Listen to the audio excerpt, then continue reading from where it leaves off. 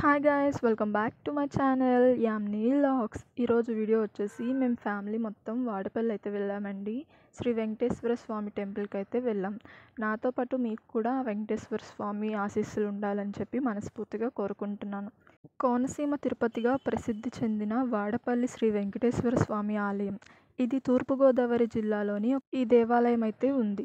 గోదావరి నదీ తీరాన ఉన్న ఈ క్షేత్రానికి 7 శనివారాల రథం కోసం వేలాది మంది భక్తులు వస్తారు.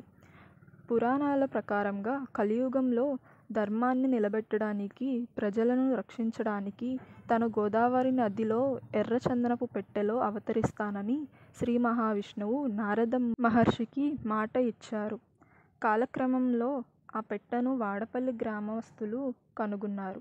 అందులో వెంకటేశ్వర స్వామి విగ్రహాన్ని ప్రతిష్ఠించారు. 1759లో పీనపోతు గజేంద్రుడు అనే భక్తుడు ఈ ఆలయాన్ని నిర్మించాడు. నిత్య కైంకర్యాల కోసం 275 ఎకరాల భూమిని, విలువైన ఆభరణాలని విరాళంగా ఇచ్చారు. ఇక్కడ మూల విరాట్ విగ్రహాన్ని ఎర్రచందనముతో తయారు చేయబడిందని ఒక విశేషం. ఇక్కడ వరుసగా 7 శనివారాలు స్వామివారిని దర్శించుకొని 7 ప్రదక్షిణలు చేస్తే కోరిన కోరికలు నెరవేరుతాయని భక్తుల ప్రగాఢ నమ్మకం. సాధారణ రోజులు ఉదయం 6 గంటల నుంచి మధ్యాహ్నం 1 గంట వరకు మరియు సాయంత్రం 4 గంటల నుంచి రాత్రి 8 గంటల వరకు ఓపెన్లోనే ఉంటుంది. అదే శనివారం రోజులలో అయితే ఉదయం 4 గంటల నుంచి మధ్యాహ్నం 2 గంటల వరకు మరియు సాయంత్రం 4 గంటల నుంచి రాత్రి 9 గంటల వరకు గుడి అనేది ఓపెన్లో ఉంటుంది. విశేష రోజులు అంటే పండగలు, పర్వదినాలలో సమయంలో మార్పులు ఉండవచ్చు.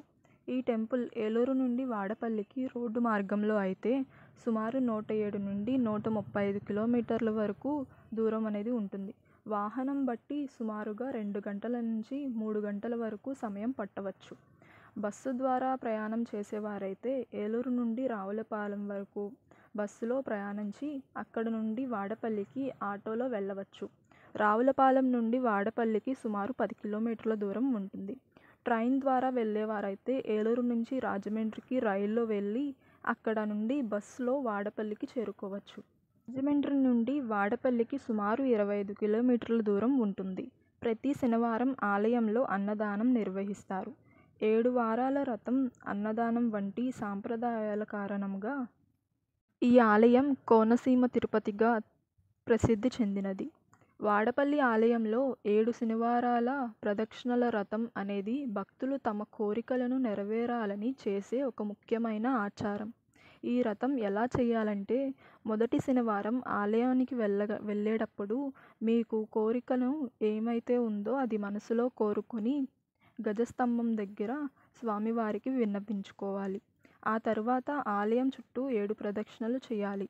ఇలా 7 ప్రదక్షిణలు చేస్తూ ఉండగా ప్రతి ప్రదక్షిణకి ఒక 1 రూపీ కాయిన్ అనేది అక్కడ దేవుడు హుండీలోని సమర్పించుకోవాలి.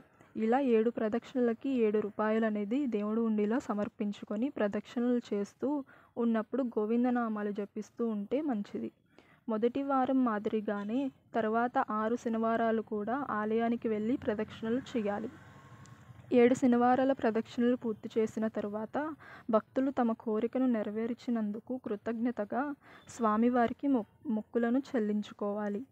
7 వారాల తరువాత చాలామంది భక్తులు ఆలయంలో అన్నదానానికి తమ స్థాయికి తగ్గట్టుగా బియ్యం లేదా పప్పులు లేదా నూనె వంటివి సమర్పించుకుంటారు. వీటిని 7 కొలతలుగా కానీ 7 కిలోలుగా కానీ సమర్పించుకుంటారు.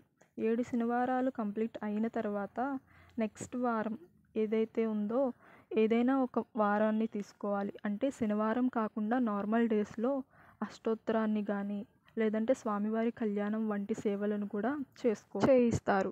ఈ పూజలకి సపరేట్గా టికెట్ ఉంటుందండి. అది ఆన్లైన్లో కానీ లేదా టెంపుల్ దగ్గర కానీ కనుక్కుంటే వాళ్ళే చెప్తారు. స్త్రీలకు ఏదైనా శనివారం ప్రాబ్లం కలిగితే ఆ శనివారాన్ని లెక్కలోకి తీసుకోకుండా మరో శనివారం వ్రతాన్ని కంటిన్యూగా చేయవచ్చు. శనివారం భక్తుల రద్దీ చాలా ఎక్కువగా ఉంటుంది కాబట్టి ఉదయాన్నే ఆలయానికి చేరుకోవటం మంచిది. వాడపల్లి శ్రీ వెంకటేశ్వర స్వామి ఆలయంలో బ్రహ్మోత్సవాలు, కళ్యాణోత్సవం, తీర్థోత్సవం ఇది ప్రతి సంవత్సరం మార్చి నెలలో జరుగుతుంది.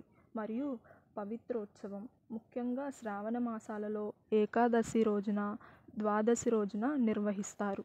మీలో ఎంతమంది అయితే వాడపల్లి టెంపుల్ని విజిట్ చేశారో నాకు కామెంట్లు చేసి తెలపండి.